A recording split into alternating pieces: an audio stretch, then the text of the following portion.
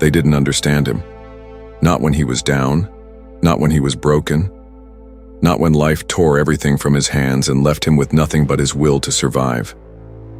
They didn't see the war going on behind his eyes, the storms inside, his soul, or the nights he spent sitting in the silence, shaking but refusing to break. They didn't know that what they called weakness was just a man in the middle of transformation. They laughed when he lost, when he failed, when he fell. They laughed because pain is funny when it's not yours, because people are cruel when they feel safe. They mocked his silence. They mocked his struggle. They whispered about how far he had fallen and how foolish he was for trying to climb so high. They said he was done, that his best days were behind him, that men like him don't get back up after life beats them that hard. But they didn't know who he really was. They saw the pain, but they never saw the fire that it lit. They saw the fall, but not the grit that grew from it. They didn't see him standing in the mirror every morning telling himself, "Not like this, I'm not ending like this." They didn't hear the voice in his chest saying, "You've come too far to fold now." Because while they were busy laughing, he was busy becoming something they'd never be strong enough to understand. He didn't fight back with words. He didn't respond with noise. He responded with work, with discipline, with the quiet vengeance of a man rebuilding himself brick by brick while everyone doubted him. He didn't ask for applause. He didn't beg for support. He disappeared into the shadows, into the grind, into the pain, and came back forged by fire. That's the thing about real strength. It doesn't scream. It doesn't announce itself. It doesn't seek permission. It moves in silence. It endures the ridicule. It absorbs the betrayal. It learns from the pain. And then, when the time is right, it shows up, unshakable. They laughed at him, but now they quote him. They mocked his struggle, but now they try to copy his discipline. The same ones who said he'd never make it now repost his words. The same voices that doubted him now pretend they always believed. And he doesn't say a word, because he remembers. He remembers who ignored his pain when it wasn't pretty. He remembers who stayed silent when he needed help.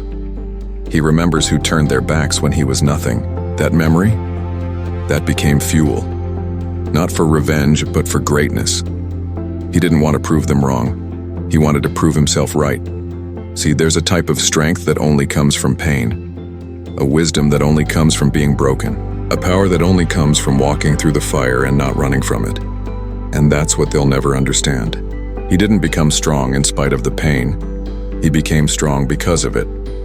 When life stripped everything away, it did him a favor. It removed the noise.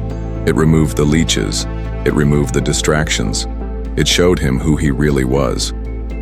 And who he really was dangerous. Not dangerous in the way of violence or pride, and dangerous in the way of focus, in the way of discipline, in the way of a man who no longer needs validation. A man who doesn't care about applause or attention because he already knows his value. They can't break him now because everything that could have broken him already tried. And he survived. He endured the silence. He endured the doubt.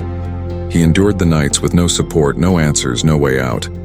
And he built his way back, quietly, relentlessly, alone. They used to laugh at his pain, now they fear his strength, because they know they could never survive what he did. They couldn't carry what he carried. They couldn't rebuild from the ashes the way he did. They thought they were strong because they hadn't been tested. But he was tested, and he passed. That's why he walks different now, why his eyes hold something deeper. That's why his presence is heavy and his silence is loud. Because behind every calm breath, behind every confident step, behind every quiet smile, is a war he already won. So when you feel like giving up, remember him. When you're laughed at, ignored, doubted, remember him. When your back is against the wall and no one believes in you, remember, they laughed at his pain too. But pain is temporary. Doubt is temporary.